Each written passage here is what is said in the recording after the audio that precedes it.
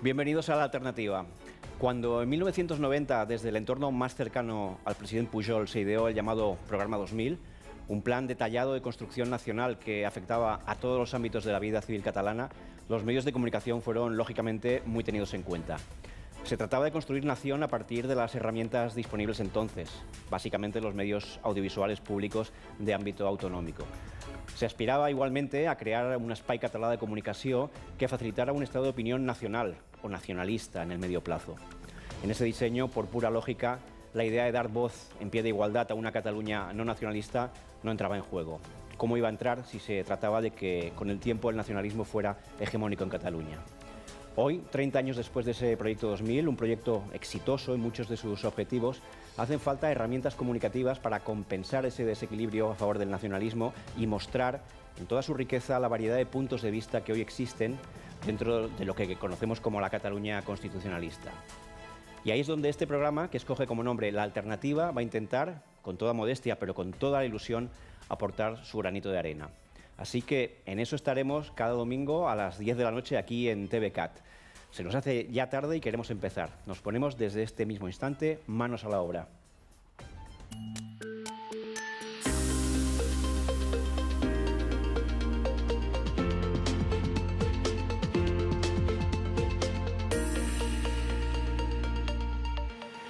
Muy bien, pues hemos elegido para este programa inicial de La Alternativa un tema polémico, divisivo dentro del propio constitucionalismo, dentro de los partidos constitucionalistas, y es que el pasado día 13 de octubre los grupos parlamentarios de PSOE y de Unidas Podemos registraron en el Congreso una proposición de ley con la finalidad de modificar el mecanismo de selección de los vocales del Consejo General del Poder Judicial, que como todos ustedes saben es el órgano de gobierno de los jueces, en concreto de los 12 vocales de procedencia judicial, los 12 vocales que se eligen entre jueces y magistrados. Lo fundamental y el motivo de la polémica y de la discusión es que se pretendía con esa reforma poder superar la limitación de 3/5 mayoría cualificada en las dos cámaras para la elección de esos 12 vocales, y en una hipotética votación en segunda ronda, tanto en Congreso como en Senado, poder elegir a los vocales con simplemente mayoría absoluta, es decir, la mitad más uno de los diputados y los senadores. Así que es un tema que ha provocado, como digo, gran controversia, acusaciones cruzadas entre PSOE y PP, irrupción de múltiples actores políticos, actores del mundo judicial, y además nos da a nosotros en Alternativa la posibilidad de iniciar nuestra andadura hablando de temas muy importantes para la democracia. El tema de la independencia del Poder Judicial, el tema de la hipotética, existe o no, politización de la justicia. Y tenemos con nosotros como invitado a una persona que está muy acostumbrada a reflexionar sobre este tema, sobre el tema de la calidad de las democracias. José María Castellà, muy buenas noches. Hola, gracias por estar aquí. José María Castellà es catedrático de Derecho Constitucional en la Universidad de Barcelona y es miembro de la Comisión de Venecia, que es un organismo adscrito al Consejo de Europa y que asesora a los Estados miembros del Consejo de Europa en materia de calidad democrática. Podríamos empezar con una pregunta general para ubicarnos. Lo que ha pasado, este intento de reforma, ¿ha sido un salto cualitativo o, digamos, es la puerta a un umbral hacia algo preocupante?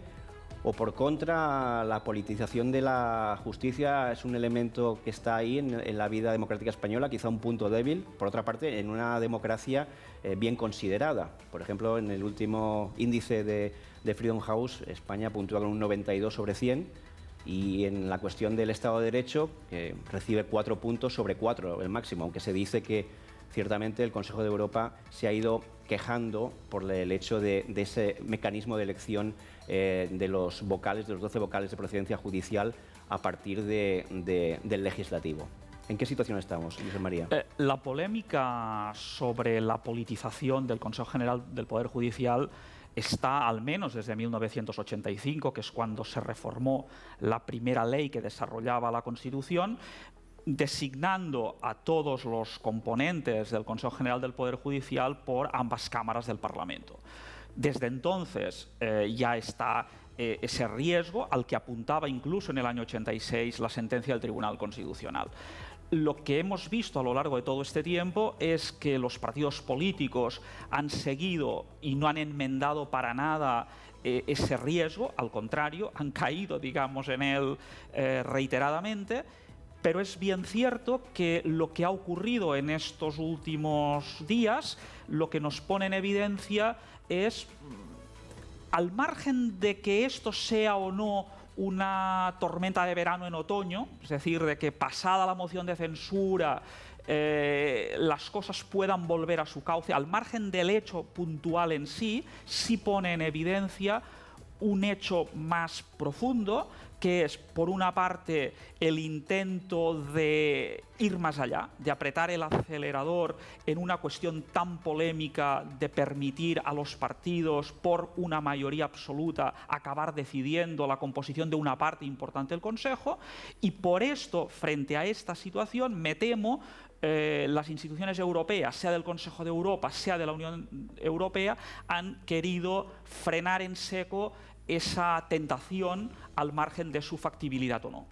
Porque ¿cuál es el espíritu constitucional al respecto? En la Constitución se establecía esa diferenciación entre 12 vocales de procedencia judicial que supuestamente, aunque creo que la letra escrita no lo decía, pero se elegían entre los jueces, no se decía explícitamente por parte de los jueces, pero se suponía que era así, y los 8 restantes entre abogados y juristas de prestigio que sí que venían por la vía del legislativo. Este era el implícito que estaba en la Constitución y que la primera ley orgánica de desarrollo de 1980, por tanto, justo en el contexto de este espíritu constituyente, ponía blanco sobre negro y aclaraba. Y hacía, en este sentido, que se ha dicho, una composición mixta, 12 entre jueces, 8 juristas. Esto tampoco era, digamos, una novedad, era exactamente lo que ocurría en las dos experiencias de gobierno del Poder Judicial más cercanas, incluso geográficamente a nosotros, la francesa, que venía de 1946, y la italiana, justo después de la Constitución del 48. Por tanto, este era el entorno. Y además, esto, digamos, tenía una finalidad que era evitar las dos posibles tentaciones o acusaciones. Por un lado, un órgano totalmente judicial sería acusado de corporativo, y por otro lado, un órgano enteramente de elección parlamentaria o político podría ser acusado de politización. Era un justo medio, un equilibrio entre ambas. Porque esa es la dialéctica, ¿verdad? Las dos caras de posibles disfunciones. Por un lado, politización, y por otro lado, corporativismo. Ese es el equilibrio tan delicado que se tiene que mantener. Y es al que tienden estas experiencias, he dicho las primeras, pero luego, después de España, muchos países del entorno europeo y latinoamericano han ido avanzando en ese equilibrio, que es, por otro lado, el equilibrio sobre el que ha señalado y ha puesto toda su atención el Consejo de Europa, sea a través del Comité de Ministros, de la Comisión de Venecia, del Greco o Grupo Anticorrupción. Todos ellos han insistido en este equilibrio para evitar estos males y justamente para conseguir el mejor gobierno del Poder Judicial. El Consejo General del Poder Judicial no es un tribunal de justicia. Por tanto, no está designando, no está influyendo en la actuación de los jueces. Cada juez es independiente, pero se trata de que su órgano de gobierno, la institución que vela por los nombramientos, por la disciplina y por una serie de funciones muy importantes de gobierno, no estrictamente judiciales, tenga todas las garantías como poder independiente del Estado que es. Solo si el poder es independiente, cada juez tendrá plenamente garantizada su independencia en el ejercicio de sus funciones. Como experto en cuestiones de calidad democrática, ¿cree que más allá de este hecho en concreto hay una especie de espíritu de época en un sentido que podríamos llamar iliberal, un sentido de, digamos, de relativización del Estado de Derecho, ejecutivos que tienden a querer hacerse muy fuertes, populismo en la forma de hacer política? ¿Forma parte este hecho concreto, como anécdota, de una corriente o un estado general que está, digamos, presente en la política occidental? Efectivamente, aunque venga de antes, llega en un momento en el que en otros lugares de nuestro entorno jurídico, cultural, se producen fenómenos similares, a veces más graves y, por tanto, preocupantes. Y yo creo que lo has dicho muy bien con el término populismo, que al final es ese contenedor que engloba una serie de disfuncionalidades institucionales por las que se eliminan los pesos y contrapesos de cualquier democracia constitucional o liberal, tendiendo a poner el foco en la fuerza sin límites de la mayoría parlamentaria encarnada en el gobierno. Por tanto, todo lo que sea un estorbo, sea político, de contrapoder, sea jurídico, de arbitraje frente a esta mayoría de turno, es visto con sospecha. Y así estamos viendo en este momento cómo en bastantes países de la Unión Europea, en unos se ha llegado más lejos, en otros menos, existen tentaciones, a veces encarnadas en gobiernos, a veces en partidos políticos, que van en esta dirección. Somos conscientes de la necesidad de esos pesos y contrapesos, pero parece que también hay un cierto recelo por parte de algunas personas y también de algunas tradiciones políticas, incluso me atrevería a decir, sobre la figura del juez en concreto. ¿Por qué puede ser eso? Tampoco esto es nuevo. Ya en la misma Revolución Francesa había esto, la acusación de que los jueces eran conservadores. Lo que pasa es que, más allá de una coyuntura de un momento determinado, de una época de transición en la que se pueda justificar esto, al final es el mismo argumento en sentido contrario que utilizan los gobiernos de Polonia y de Hungría para decir que los jueces vienen de la burocracia comunista, por tanto siempre está latente esta acusación. Lo cierto es que a medida en que una democracia se va consolidando y va madurando, la composición de los jueces es plural, como lo es la sociedad, y lo estamos viendo en las actuaciones judiciales inesperadas hace unos años en cuanto han podido juzgar a personalidades y hechos muy relevantes de la vida pública y, por tanto, ahí está la justificación en su funcionamiento de su necesidad. Yo creo que es muy bueno que la opinión pública distinga un comportamiento que a veces será impropio, porque al final las instituciones están formadas por hombres, de jueces concretos o de diputados concretos, de la deslegitimación de la institución que representan. Porque entonces sí se afecta a los cimientos de la democracia liberal. ¿Y cómo solucionan el resto de democracias liberales de nuestro entorno el problema de la elección de los órganos de gobierno de los jueces? ¿Sistemas mixtos en general son lo preferido? Los criterios predominantes son sistemas mixtos, pero en los que al menos la mitad, y por tanto la tendencia es que haya una ligera mayoría, sean de extracción y elección judicial, porque al final son los conocedores en primera instancia del mundo judicial y por tanto de las funciones que han de llevar a cabo, pero esto compensado por una serie de juristas de diferente procedencia, fiscales, abogados, que conozcan el mundo del derecho y puedan complementar. Este es un primer punto.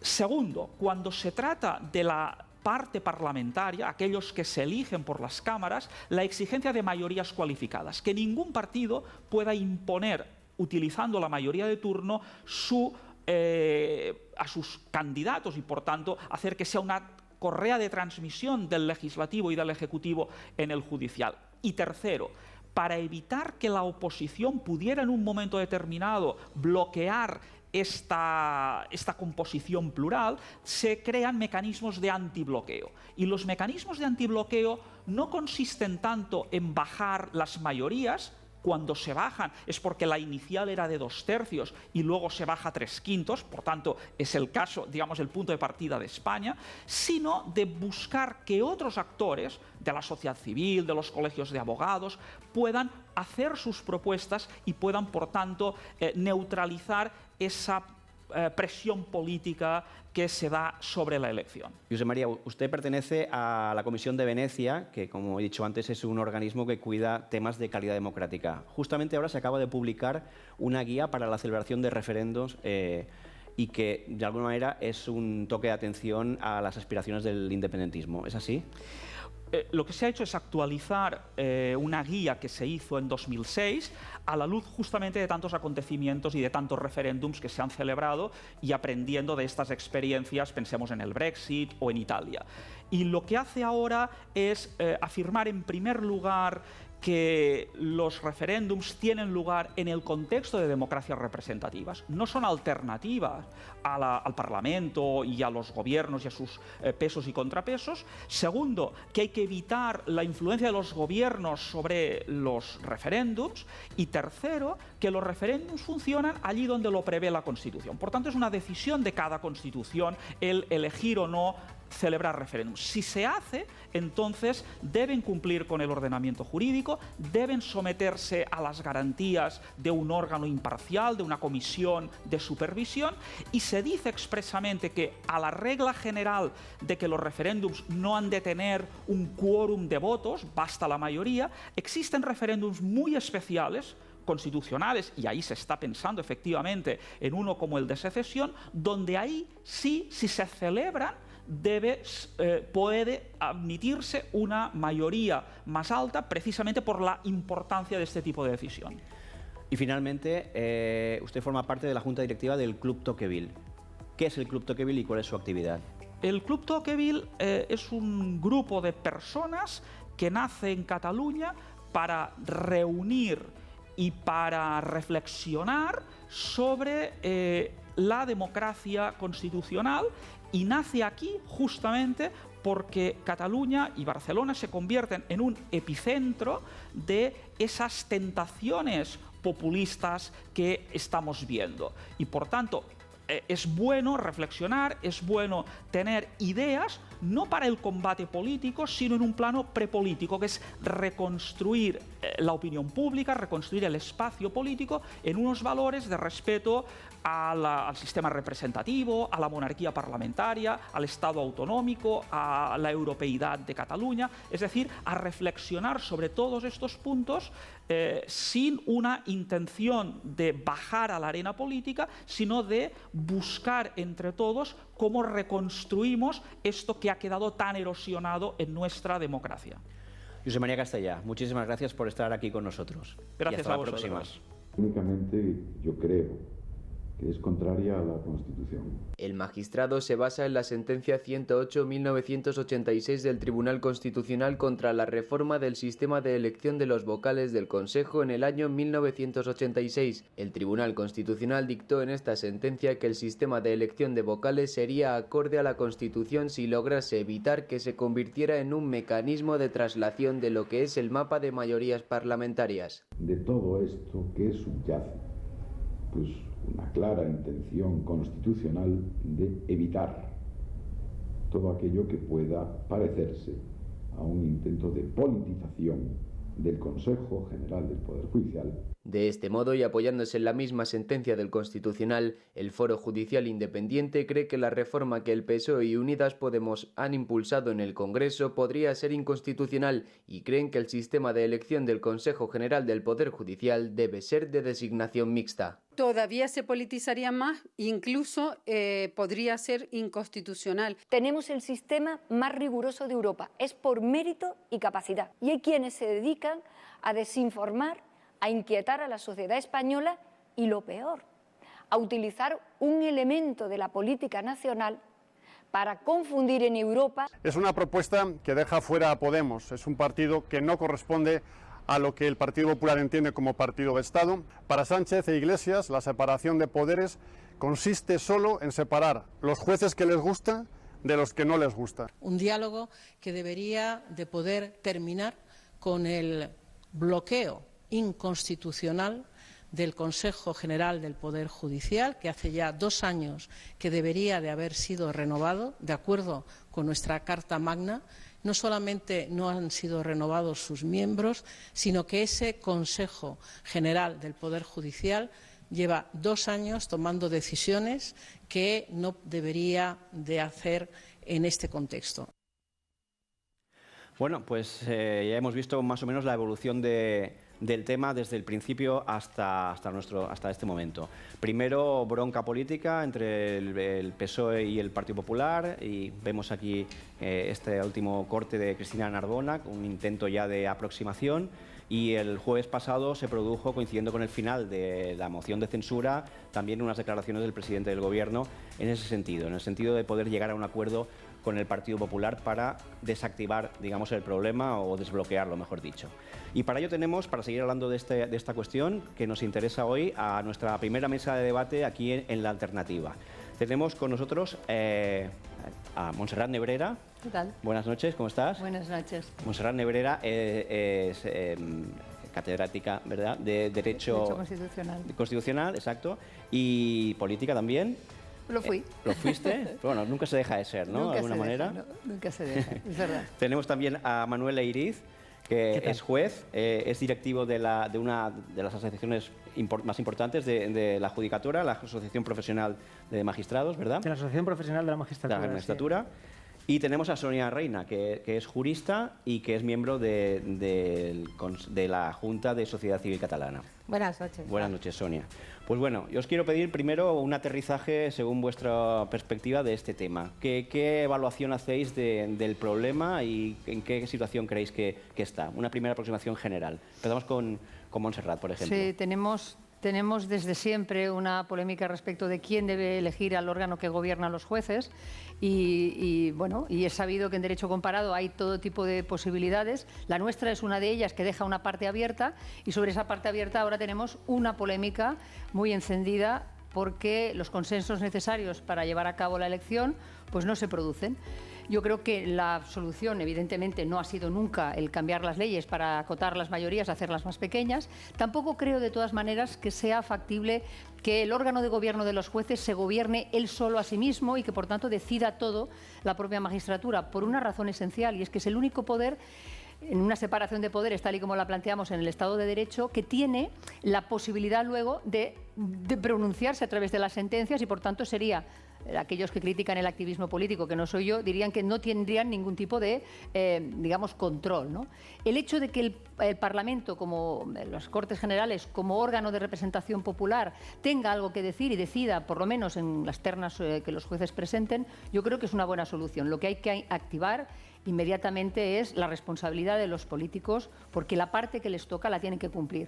Cuando eso se produce, por ejemplo, en el Vaticano, que no dejan salir a todos los cardenales hasta que no eligen al Papa, pues esto es lo mismo. Deberían quitarles incluso, excepto el pan, el sueldo. Manuel. Bueno, la posición que mantiene la Judicatura en relación con esta cuestión es una posición que yo creo que es hasta cierto punto bastante unánime o próxima a la unanimidad. Desde luego lo es entre tres de las asociaciones judiciales, entre ellas la asociación a la que yo represento en este momento, que es la asociación mayoritaria de los jueces y magistrados, en el sentido de decir que el espíritu que late en la Constitución española de 1978 es, más concretamente su artículo 122 tercero, es el de entregar a los jueces y magistrados no solamente la representatividad de que una parte de los vocales del Consejo sean jueces, sino también de la capacidad de elegirlo. El Tribunal Constitucional tuvo ocasión de pronunciarse respecto de esta cuestión en su famosa sentencia de 1986 respecto a la reforma de la Ley Orgánica del Poder Judicial del 85 y no dijo que el sistema que se instauró entonces fuera inconstitucional, sino que dijo que el sistema que se instauró entonces era un sistema que, en todo caso, podía facilitar que algo que en definitiva se ha producido se produjera, es decir, trasladar las tensiones parlamentarias al seno del órgano de gobierno de los jueces. Por este motivo, nosotros siempre hemos defendido devolver, contrariamente a lo que en lo que manifiesta Montserrat, devolver a los jueces matizadamente. Devolver a los jueces no la designación de todos los vocales del Consejo, que es algo que ni se ha producido jamás ni sería constitucional, sino de los 12 vocales de mayoría judicial, porque como dice el Tribunal Constitucional, probablemente, hipotéticamente, dice en esa famosa sentencia, podría ser precisamente la traslación más adecuada de la realidad plural de la carrera judicial. Nosotros estamos a favor de eso. Desde luego, estamos a favor de eso y que ahora nos veamos en la tesitura de tener casi que conformarnos con quedarnos en la situación en la que estábamos, que siempre hemos considerado nefasta, porque se pretendan reducir las mayorías necesarias para renovar el Consejo General del Poder Judicial, y nuevamente, volviendo a la sentencia del Tribunal Constitucional, esa mayoría era precisamente una garantía del pluralismo en la renovación de los vocales de procedencia judicial. Bien, que nos veamos en esta tesitura, creo que es...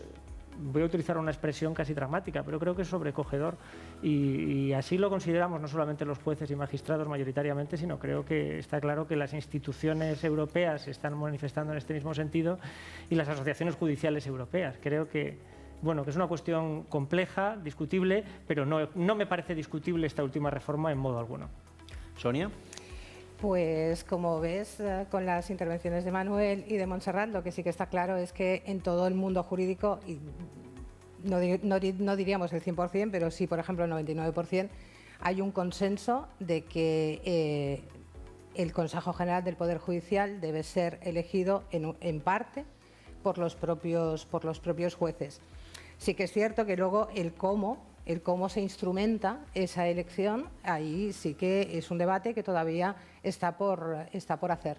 Y está por hacer porque desde el principio, en el 80 teníamos una ley que lo que hacía era 12 vocales se elegían directamente por la Judicatura y 8, 4 y 4 por el Senado, 4 por el Congreso, entre juristas de reconocido prestigio. Y eso funcionó, no dio tiempo a ver cómo funcionaba porque en el 85 ya nos modificaron. Yo personalmente creo que aquí enraiza con algún concepto y alguna percepción que algunos tienen de recelo hacia la judicatura y entonces se les arrancó esa capacidad de decidir quiénes eran los miembros de su gobierno, los vocales del Consejo, y se trasladó íntegramente al Congreso y al Senado, que ahora son los que eligen 10 y 10 el Congreso, 10 el Senado, los vocales del Consejo. Es cierto que la sentencia, por un recurso de inconstitucionalidad, dice que esa reforma del 85 no es inconstitucional, pero sí que hace una advertencia, y es que no se convierta en lo que ha acabado convirtiéndose, que es una especie de cambalache, un intercambio de cromos entre los grupos parlamentarios, que durante mucho tiempo el bipartidismo se ha ido intercambiando las personas que formaban parte del Consejo. Yo creo que ahora estamos ante un momento único porque hasta ahora, a pesar de ser un tema controvertido, pues todos hemos intentado no sacarlo a la palestra precisamente por lo controvertido que era, pero ya que está ahora encima de la mesa, yo creo que no debemos perder la oportunidad de llegar a esa modificación y llegar al cumplimiento de la Constitución y que una parte, 12 de esos vocales sean elegidos directamente por la magistratura, o sea, por la Judicatura, 4 por el Congreso, 4 por el Senado y establecer así la separación de poderes. Yo creo que si no lo hacemos ahora vamos a perder esa oportunidad que tenemos ahora encima de la mesa y también de que la ciudadanía conozca cuál es la importancia de conseguir esa reforma, no la que está sobre la mesa por el PSOE y por Podemos, sino la reforma que pedimos desde el mundo jurídico, que es la base de la separación de poderes y por tanto, la base del Estado de Derecho y la base de la tutela judicial efectiva y de la defensa de las libertades individuales de todo ciudadano, ¿no? Muy bien, pues en unos minutos tendremos por conexión a Paco Aranda, que es el portador de justicia del Grupo Parlamentario Socialista, y le podemos preguntar su visión de cuál es la naturaleza de la reforma, por qué se hizo y qué salida ve al tema. Yo quería decir, mientras tanto, que este programa pues, lo vamos a hacer entre todos y quería invitaros a... pues si os parece una propuesta interesante, a enviar un SMS al número que aparecerá en pantalla, sobreimpresionado, y que así pues, nos ayudaréis a que la alternativa sea una realidad durante las próximas semanas. Y yo quería pasar ahora también, si me permitís, desde una perspectiva totalmente del ego, pero intuitiva, ¿no? Os voy a hacer un poquito de abogado del diablo. Porque hay una cosa que no acabo nunca de entender. Cuando me pregunto en estos temas, que realmente son complejos y difíciles, sobre el tema de independencia judicial. A ver mi razonamiento, ¿qué os parece? Si os parece muy lunático, pero pienso que evidentemente, cuando pensamos en la figura de un juez, pensamos en una honestidad, una rectitud, en una deontología, ¿no? Digamos, una sujeción, ¿no? a la ley. El juez sabe perfectamente cuál es su función y confiamos en él porque es la figura, digamos, que está ahí para esa función. Sin embargo, me da la sensación que cuando hablamos de la politización y hablamos de, digamos, la elección por parte del legislativo, cuando se manifiesta esos miedos, ¿no? a esa politización, de repente parece como si tuviéramos que concebir la figura del juez como una figura voluble, fácilmente. Es como si de repente entrara en sospecha y ¿tiene eso? ¿Ahí hay algún punto débil a la hora de interpretar eso? A mí me da la sensación de que pierdes todos sus atributos el juez a la hora, digamos, por el mero hecho de que la elección venga desde las cámaras. Ya digo que hago un poquito de abogado del diablo, pero me da la sensación de que hay como dos modelos de juez ahí, ¿no? En mente, el que consideramos como independiente y al que consideramos luego como frágil, vulnerable. Es verdad. Es verdad, yo visto desde la perspectiva de los que nos dedicamos al estudio más teórico, ¿no? Del derecho constitucional, parece como una cosa contradictoria. Estamos diciendo que los jueces tienen que gobernarse a sí mismos, y de pronto nos damos cuenta de que si son elegidos desde el punto de vista político, damos por hecho que van a ser elegidos en razón de su ideología y que por tanto se van a comportar de acuerdo con esa ideología. Esa percepción ciudadana de que los órganos, sobre todo en las instancias más altas de la cúpula judicial, pueden ser condicionados y que de hecho lo son por el hecho de haber sido elegidos, tiene que ver con una falta de cultura jurídica, yo creo, total. En Estados Unidos se elige a los magistrados del Tribunal Supremo por parte del presidente del Gobierno y ha habido una polémica de si tiene que ser o no tiene que ser uno o el otro, pero uno se da cuenta de que en el momento en que entran, por supuesto que tienen su ideología. Todos tenemos una ideología. ¿Quién no la tiene? Habrá gente más conservadora y menos. Antes se hablaba de... ¿no? Estabas diciendo, de alguna manera lo que reflejarían los jueces es la pluralidad social, porque también los jueces son plurales, porque los jueces también tienen su manera de pensar. Unos tendrán una manera diferente de entender la sociedad que otros, y los podrías alinear en más conservadores o más progresistas o más federalistas o más... Pues claro, como todas las, pues faltaría más. Son personas y el Poder Judicial no es una institución cerrada al mundo. Por tanto, el problema está en cómo se plantea que tengan que serlo.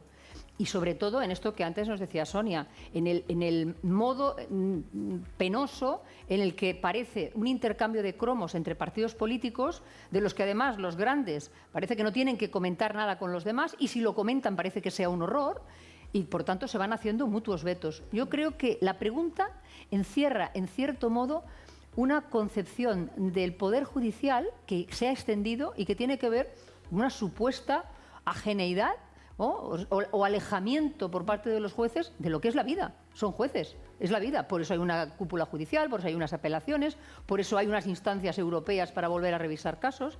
Los jueces son personas y aplican la ley con el imperio de la ley por encima y, por supuesto, sujetos a ella, pero desde la perspectiva cosmológica en la que ellos se instalan, a mi modo de ver. Muchas gracias, Montserrat. Creo que tienes que marcharte en este momento. Te agradecemos muchísimo tu presencia aquí, muy valiosa. Espero que vaya de maravilla este programa, esta tertulia y la alternativa sea un éxito, y espero veros pronto. Que vaya muy bien. Que contemos contigo más adelante, por supuesto, otra vez. Muchísimas gracias. Aprovecho para decir también que contábamos en esta tertulia de hoy con Joaquín Coll y que ha tenido un problema familiar y que le deseamos que no sea nada grave y, por supuesto, que también queremos verlo muy pronto aquí. Muchísimas gracias, Montserrat. Gracias, Fran. Y creo que tenemos ya la conexión con Paco Aranda, ¿verdad? Sí, buenas noches. Hola, Paco, buenas noches. ¿Cómo estás? Bien, bien. Estoy aquí en casa. Me disculpáis porque quería haber estado con vosotros, pero tampoco ha sido posible por temas familiares. Pero bueno, aquí estoy pendiente de lo que estabais debatiendo. Perfecto. Paco, Paco Aranda es el portavoz de Justicia del Grupo Parlamentario Socialista y es la persona indicada para explicarnos qué ha habido de fondo en este proyecto de reforma que impulsaron tanto el Grupo Parlamentario Socialista como el de Unidas Podemos. ¿Por qué se hizo esto? Bueno, esto se ha hecho ante la constatación evidente de que hay un bloqueo por parte del Partido Popular de la renovación del Consejo General. Yo quiero recordar, y yo creo que tienes juristas, que la primera La primera cosa que se está incumpliendo es el mandato constitucional del artículo 122.3, que dice que el Consejo tiene un periodo de 5 años y desde el 4 de diciembre del 2018 pues que ha caducado, con lo cual llevamos casi 2 años con el Consejo prorrogado, tomando decisiones, como la última hace un par de semanas con nombramientos. Este es el primer precepto constitucional que nos está respetando, con lo cual, visto pues la intención del PP de bloquear este órgano, pues hay que ir viendo soluciones, porque aparte hay que recordar que han sido ya hasta 2 veces en las que se ha llegado a un acuerdo, ¿no? In extremis el PP lo ha retirado. Creemos que es porque debe tener un tipo de interés en que el Consejo, con la composición actual, que refleja unas mayorías diferentes a las que hay ahora, pues se mantenga en el poder. Paco, pues antes de que nuestros contertulios te hagan cada uno la pregunta que consideren oportuna, yo te hago la segunda mía. ¿Cómo crees que se va a desbloquearse este problema? Había, por ejemplo, una propuesta del Partido Popular que podíamos llamar mixta, no sé cómo llamarlo, pero que consistía en pedir a los propios jueces que elaboraran una lista amplia y que a partir de ella decidiera el legislativo. ¿Crees que eso puede ser una solución? Mira, la solución vendrá cuando el PP, que tiene la pelota en su tejado, pues se avenga a respetar la Constitución. En este sentido, ayer el presidente, el jueves, perdón. O sea, ya no sé casi ni en qué día vivo. El jueves el presidente, en el último turno de réplica del debate de moción de censura, pues abrió la mano al PP otra vez para poder paralizar esta propuesta de reforma y ver si podemos llegar a un tipo de acuerdo. La reforma no se ha retirado, lo que sí que se ha paralizado para ver si por tercera vez el PP puede avenirse a lograr un consenso alrededor de lo que estamos proponiendo, que yo creo que es la oportunidad para ver si es verdad que el PP pues pasa de las palabras a la acción. Te traslado una última pregunta, yo mismo, que un poquito he querido introducir antes en la mesa. La idea está más de fondo, ¿no? Casi de principio, o más de, si quieres, de filosofía política, ¿no? El hecho de la elección por el legislativo, ¿crees que coloca automáticamente o necesariamente a los jueces en una situación de vulnerabilidad? No, mira, yo quiero decir una cosa sobre todo. O sea, el legislativo está en la soberanía popular, reside en las Cortes Generales, que no es una cosa ajena. El legislativo no elige jueces, que también es un poco que la gente tiene que saber. El legislativo, y lo pone en la Constitución, lo que elige es el órgano de gobierno de los jueces. El legislativo no elige el juez de la Audiencia Nacional, el juez de primera instancia, el juez no, el legislativo elige el Consejo General del Poder Judicial, que es el órgano de gobierno, que tiene las funciones atribuidas, que efectivamente este órgano de gobierno pues tiene funciones de regulación interna pues de la vida judicial y también de nombramientos de órganos. El Poder Judicial lo ejercen los jueces y magistrados, las juezas y magistradas con total y absoluta independencia judicial. Es una cosa que también hay que tener claro. Que el legislativo, las Cortes Generales, el Senado y el Congreso tengan la potestad de elegir los miembros del Consejo General del Poder Judicial no tiene nada que ver con la independencia judicial. Es una cosa que yo sí que quisiera dejar claro, porque a veces se explica mal. El Congreso no elige al juez de primera instancia de Sabadell, elige al órgano de gobierno de los jueces. Y ese órgano de gobierno, que es el órgano que está ahora, pues hace 2 años, en prórroga, está pues caducado, y es lo que creemos que ante esta actitud del PP hemos de intentar trabajar. A ver si ahora, pues con la última propuesta del presidente lanzada en sede parlamentaria en el final de la moción de censura, pues podemos ver si hay de verdad una voluntad real del PP de poder desatascar este asunto, o si solo vamos a ver pues lo que ha hecho hasta ahora, que es intentar boicotear sistemáticamente la renovación. Yo sí que me gustaría también a veces ver un poco la misma, entenderme entre comillas, indignación que hay, ¿no?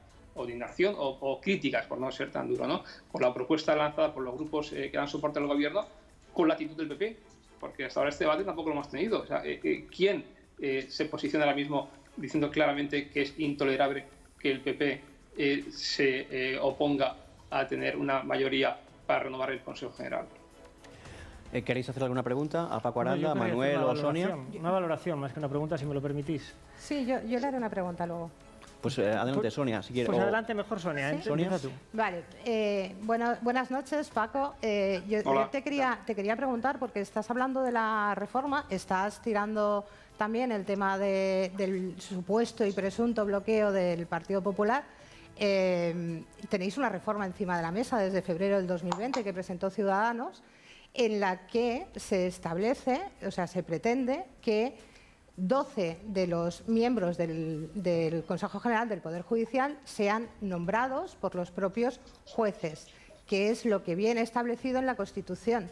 Es decir, lo que no podemos hacer es, y lo sabéis porque tenéis los informes del Greco y tenéis el toque de atención y el tirón de orejas del Consejo de Europa.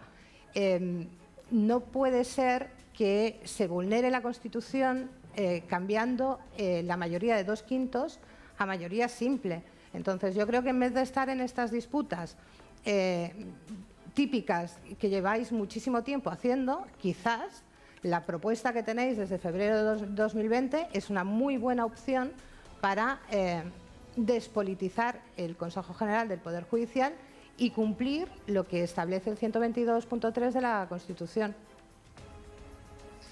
Bueno, yo en primer lugar no calificaría de presunto el bloqueo del PP. Yo creo que después de 2 años es una evidencia. O sea, presunto sería si llevásemos pues una semana de prórroga, pero llevamos, ya digo, desde el 4 de diciembre de 2018 prorrogados, lo cual no es presunto. No es presunto tampoco porque llevamos hasta casi dos acuerdos a punto de llegar y han sido echados para atrás, el último no hace mucho, por el PP, con lo cual, de entrada, no es presunto. Es una evidencia que el PP está bloqueando y ellos tendrán que explicar por qué intereses esta renovación. En segundo lugar, sí, está esta propuesta de Ciudadanos, que no entiendo que puedas defender, pero entenderás que puede ser, no es nuestro modelo, es un modelo que ya estaba en el año 80 y no es un modelo que ahora mismo pues, estemos de acuerdo. Yo creo que el modelo de que sean las Cortes Generales, que es donde, repito, reside la soberanía popular, las que tengan la elección de los órganos, de los miembros del Consejo General, pues es la adecuada. La mayoría de 3/5 que comentabas, bueno, en la propuesta nuestra no la invalida, porque de hecho pone que se tenga que aprobar por 3/5. Eso es lo primero que dice. Entonces está en la mano del PP en respetar esto. Lo que dice es que en segunda vuelta, después de 48 horas, pues se pondría otra mayoría, que por cierto, una mayoría que ya existe en otras instituciones. Porque yo quiero recordar que, por ejemplo, el presidente del gobierno se elige por mayoría absoluta. Por ejemplo, es decir, que no es una mayoría ajena a otros órganos del Estado, y es una mayoría además cualificada. Y tampoco considero que sea pues una riña. Esto es como cuando dicen que todos los políticos son iguales, o que todos los políticos critican, o que en los plenos hay peleas. No es verdad. Hay una parte que lo hace y otra no. Nosotros ya estamos a veces pues muy acostumbrados a que en los plenos del Congreso haya una bancada, ¿no?, que se dedique a interrumpir, a insultar, a criticar, y la otra respetemos los turnos, y luego nos encontramos con que todos los políticos son iguales. Pues en este caso es un poco lo mismo. Pues no somos todos iguales. Hay un partido que está bloqueando, que por cierto espero, y repito, no por tercera vez, que después de lo que el presidente dijo el jueves, pues pueda recapacitar y ayudar al consenso, y hay otra gente que estamos intentando pues, desbloquear una situación que ya se prolonga demasiado en el tiempo, y no solo con el CGPJ, sino también con el Defensor del Pueblo o con otros órganos como el TC. Manuel Eiriz, querías hacer una... Bueno, yo quería hacer una valoración, que no sé si de alguna manera se convierte en una pregunta, pero el diputado ha hecho ha manifestado, ha dejado caer que de alguna manera las asociaciones judiciales e incluso la carrera judicial podría estar mostrando una posición crítica distinta en cuanto a la posición del Gobierno y de los partidos que forman el Gobierno y de la posición del Partido Popular. Bueno, a mí me gustaría recordarle que al Partido Popular se le han hecho desde la carrera judicial nada menos que 3 huelgas de jueces, con toda la violencia institucional que entraña que nada menos que un poder del Estado se ponga en huelga. Es decir, al Partido Popular se le ha dado un tratamiento extraordinariamente duro, igual que ahora la respuesta de las organizaciones judiciales y de los jueces está siendo también dura respecto del gobierno del Partido Socialista.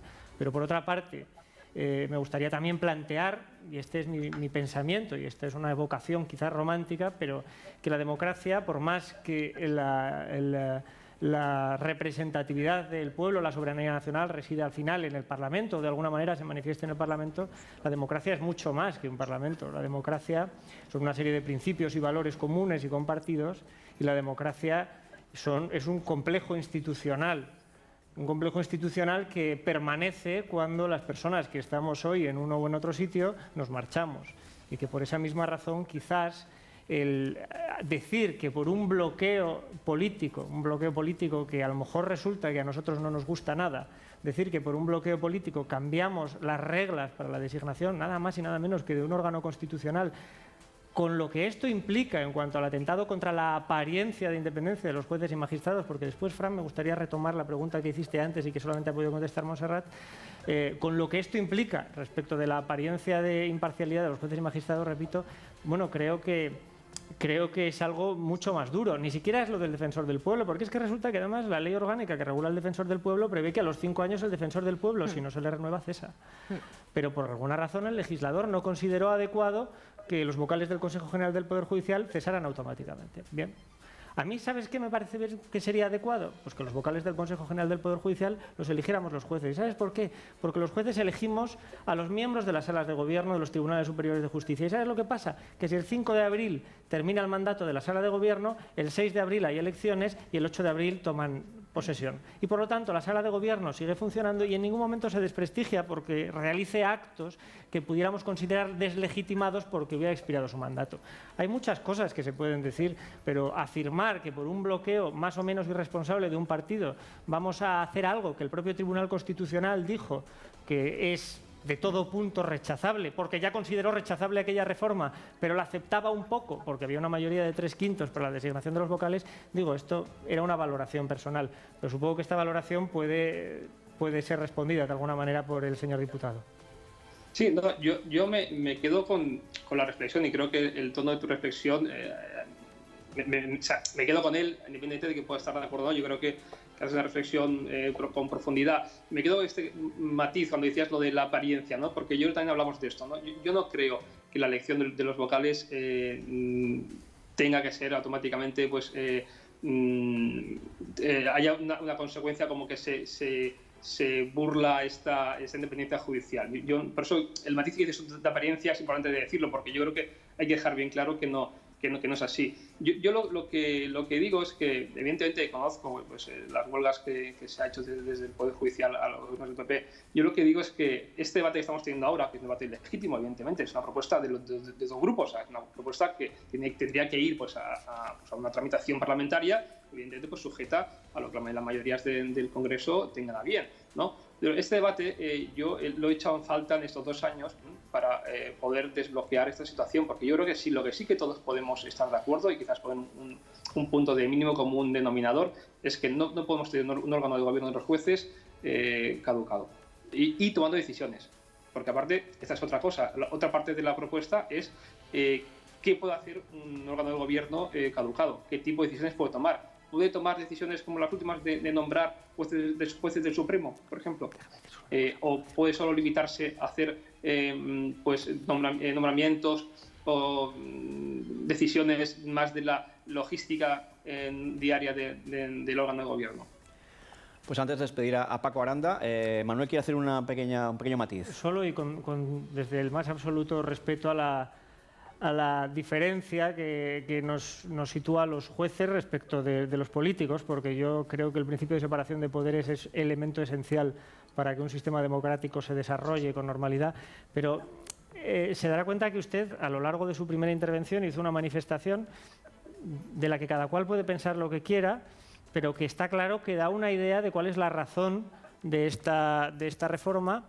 Y caramba, creo que es una reflexión que es muy compartida en ámbitos políticos, sobre todo en el ámbito del gobierno, pero que al final también ataca la independencia del Consejo General del Poder Judicial. Dijo usted, un consejo caducado ha hecho nombramientos, como dando la sensación de que esos nombramientos pudieran tener una gran trascendencia política y que fuera importante llevar a cabo una reforma precisamente para evitar algo así.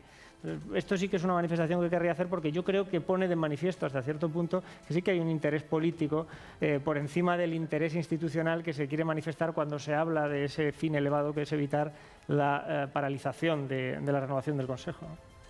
Paco, ¿algún matiz final?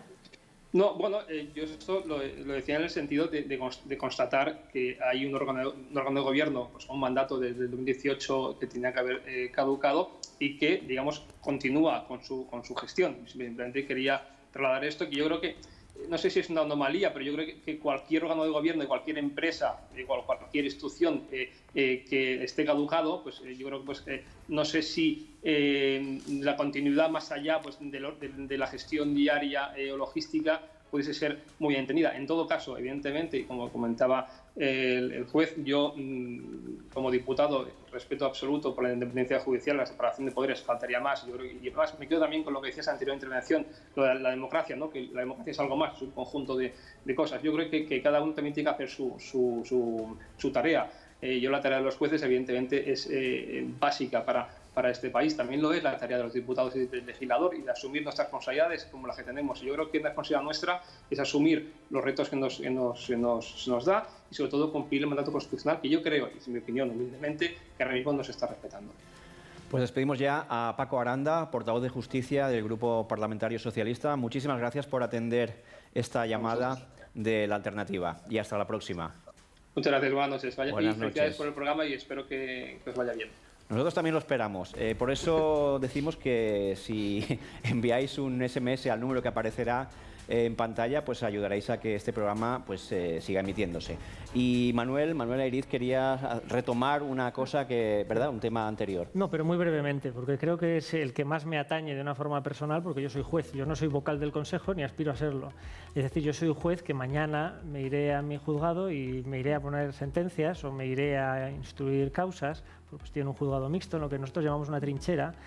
Y ahí no se me ocurre, ni siquiera a través de una abstracción mental, de qué manera podría un juez ser objeto de un atentado contra su independencia y más aún de un atentado producto de una injerencia política. Es absolutamente imposible y por eso sí que queremos reivindicar la condición absolutamente independiente de los jueces desde el punto de vista político, porque es que incluso aunque un juez fuera un impresentable que llevara a cabo labores de orden jurisdiccional inspirado por motivos políticos, por encima de él habría otro juez que tendría la capacidad de recurrir o de resolver los recursos frente a sus resoluciones. Nosotros solamente estamos invocando, en definitiva, el derecho a que la institución de la Administración de Justicia no se desprestigie por el atentado contra la apariencia de independencia, que es la forma en la que se reforma o se renueva, el Consejo General del Poder Judicial. Pero perdona porque no quiero ya seguir, o sea, quiero decir, Sonia también, no sé si quiere decir algo al respecto.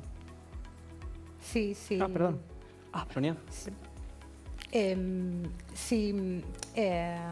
A ver, sobre el tema de los jueces y de la independencia judicial, yo creo que se está haciendo un ataque durante todo este tiempo y así nos lo viene diciendo el informe Greco, que estos días estamos hablando mucho y sale mucho el tema del Greco, pero es el grupo de estados contra la corrupción que envía recomendaciones a los estados precisamente para que, pues para paliar todas esas deficiencias que pueden llevar a situaciones de corrupción. Corrupción en un sentido amplio de la palabra. Desde España, desde el Gobierno de España, y no desde este, sino desde los anteriores, porque estos informes han venido no solamente estando en el Gobierno el Partido Socialista, ahora con Podemos, sino que han venido también cuando estaba el PP, que se han ido alternando en el poder, y que el informe Greco ya en el último manifiesta que su enfado porque España no hace caso de las recomendaciones respecto del Gobierno de los jueces, que es el Consejo General del Poder Judicial.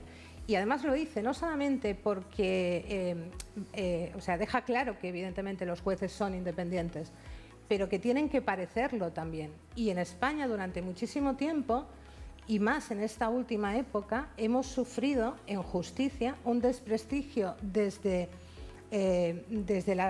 los gobiernos y, por ejemplo, aquí en Cataluña, desde la Generalitat de Cataluña, atacando y señalando a jueces de forma continua, desprestigiando las instituciones, y yo creo que esto, una forma de paliarlo era precisamente, pues eso, acoger el toro por los cuernos y reformar lo que es el Consejo General del Poder, la selección de los jueces y hacer caso a las recomendaciones europeas que nos marcan la pauta para hacer mucho más efectiva la separación de poderes. Muy bien, pues aquí vamos a dejarlo. Un tema fascinante que creo que ha estado muy tratado desde muchos ángulos diversos. Muchas gracias, Sonia Reina y Manuel Leiriz. Ha sido un placer teneros aquí. Esperamos teneros en más ocasiones. Cuando queráis.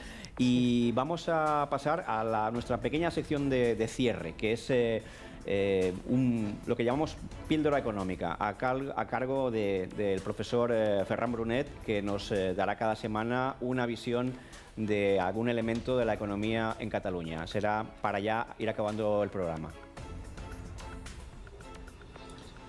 La competitivitat d'un país, d'una regió o d'una ciutat és la seva capacitat econòmica.